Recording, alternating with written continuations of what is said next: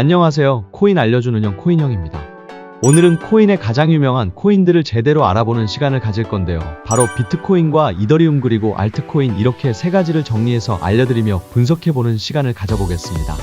바로 시작합니다. 먼저 비트코인입니다. 블록체인의 원조이자 최초의 암호화폐. 중앙기관 없이 가치 전송이 가능한 디지털 금이라고 보시면 되는데요.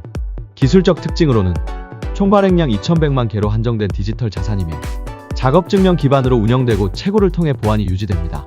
주로 가치 저장, 송금 수단, 인플레이션 해지 수단으로 사용됩니다.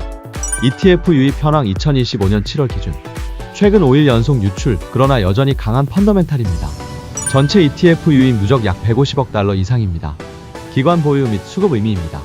기관 수요는 여전히 강력하며 비트코인은 디지털 금이라는 별칭답게 글로벌 거시 리스크 해지 수단으로 사용됩니다.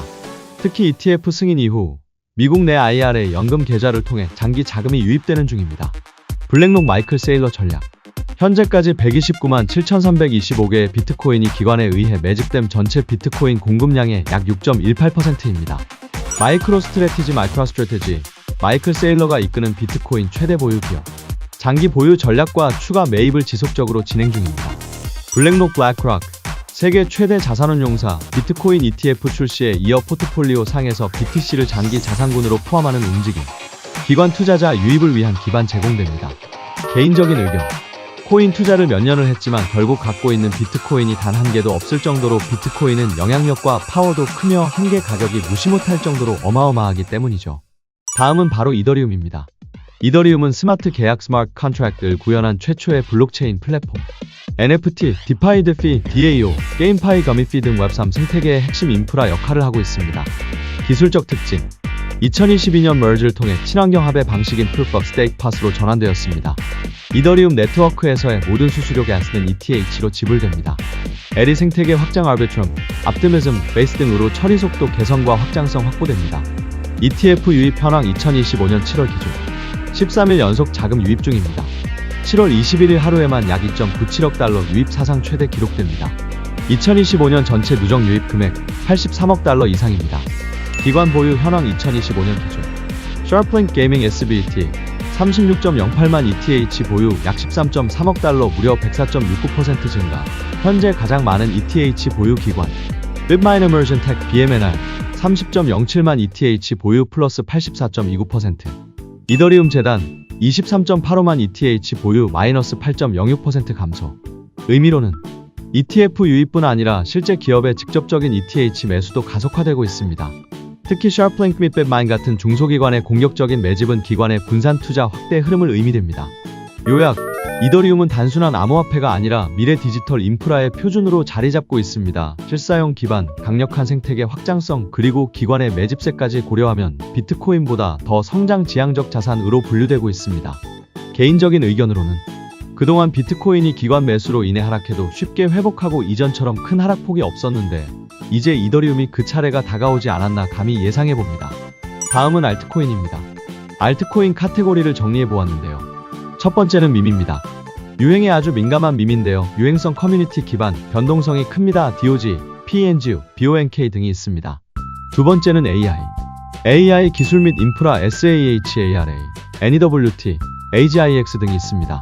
RWA 실물자산 토큰화, 채권, 부동산 등 실물자산을 블록체인화 ONDO, POLYX, MKR 등이 있습니다. 스테이블코인, USD 고정형 코인 USDT, USDC, DAI, FDUSD 등이 있습니다. 게이밍, 블록체인 기반 게임 생태계 GALA, NXPC, IMX 등이 있습니다. 디펜, 실물 인프라 플러스 블록체인 결합 HNT, IOTX, AKASH 등이 있습니다. 솔라나 이코시스템, 빠른 속도와 낮은 수수료 기반에 대한 생태계 SOA, JUP, BONK, BNB 이코시스템, 바이낸스 중심 생태계 BNB, CAK. 개인적인 의견. 알트코인은 때로는 10배, 100배의 수익을 안겨줄 만큼 잠재력이 큽니다. 하지만 그만큼 프로젝트의 실패, 해킹, 운영 중단 등 고위험 요인도 내재하고 있습니다. 알트코인은 하이리스크 하이리턴의 대표 주자입니다. 많은 유튜브 영상에서 보여지는 수익 인증, 인스타그램에서 볼 수 있는 수익 인증은 정말 소수의 사람들 뿐입니다. 주변의 많은 사람들 중 알트코인으로 인해 크게 수익을 본 사람도 있지만 크게 손해를 보고 이 시장을 떠났습니다. 저는 무리한 투기보다는 이 시장에서 살아남는다면 언젠간 큰 수익도 따라오지 않을까라고 생각하며 몇 년간 살아남아가고 있습니다. 비트코인 도미넌스란? 정의, 전체 암호화폐 시장에서 비트코인이 차지하는 시가총액 비율입니다. 예시, 암호화폐 전체 시총이 2조 달러, 비트코인 시총이 1조 달러일 경우 도미넌스 50%. 역할, 시장 내 자금 흐름과 투자 심리를 간접적으로 보여주는 지표입니다. 도미넌스와 알트코인의 상관관계. 도미넌스 상승과 하락 그리고 횡보로 나뉘어지는데 해석으로 투자 전략까지 상관관계가 달리 나옵니다. 언제 무엇에 투자하면 좋은지 알아볼까요? 1. 도미넌스 상승기. 주로 거시경제의 불확실성 확대 시기 금리 인상, 전쟁, 규제 등. 시장은 안전자산 선호, 비트코인 중심 보수적 투자. ETF 수요 증가 및 기관 유입이 많습니다. 2. 도미넌스 하락기. 시장의 리스크 온 리스크한 분위기. 신생 프로젝트, 알트코인 랠리, 디파이 및 NFT 부활 시기. AI, 게이밍 RWA, 솔라나 계열 등 알트코인의 분산 투자 적기. 3. 도미넌스 급등 후 정체기. 비트코인이 먼저 급등한 후 알트장 대기 국면. 이더리움 및 대형 알트부터 점진적 상승 시작. ETH, LLR이 RWA, 메이저 알트 선별적 투자. 4. 도미넌스에 대한 개인적인 의견. 도미넌스가 높아진다는 것은 알트코인에 대한 신뢰보다는 디지털 금인 비트코인에 자금이 쏠리고 있다는 의미입니다.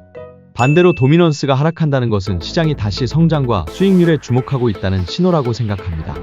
이는 시장이 안정보다는 기회에 눈을 돌리고 있다는 뜻이죠. 현재 시장은 끝없는 비트코인 도미넌스 상승 이후 역대 최대 폭으로 하락하며 알트코인 쪽으로 자금이 쏠리고 있는 상황이라고 생각합니다.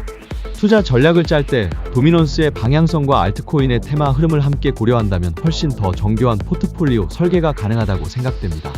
요약, 비트코인 도미넌스는 단순한 비율이 아닌 시장 투자 심리의 나침반. 상승기엔 비트코인에 집중하고 하락기엔 알트코인의 분산 투자. 이 지표와 ETF 유입 흐름, 글로벌 경제 상황 등을 종합적으로 고려해 시장 대응력을 높일 수 있습니다. 비트코인과 이더리움은 각각 가치 저장과 인프라 플랫폼이라는 서로 다른 강점을 지닌 대표 자산입니다. 알트코인은 이 둘을 기반으로 다양한 유즈 케이스와 기술적 확장을 만들어내며 생태계를 다채롭고 풍부하게 구성하고 있습니다. 투자자 입장에서 이 흐름을 이해하고 접근하는 것은 향후 웹3 시대의 흐름을 읽는 첫걸음입니다.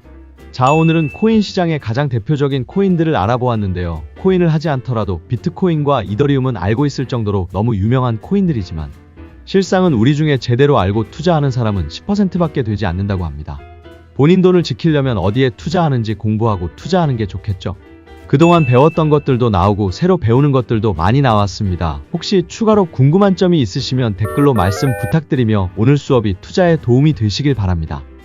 여러분의 건강한 투자를 위해서 코인형과 함께 코인 배워보고 투자하면 같은 투자라도 훨씬 효율적일 수 있습니다. 좋아요와 구독 잊지 마시고 다음 영상에서 더 유용한 정보로 찾아오겠습니다.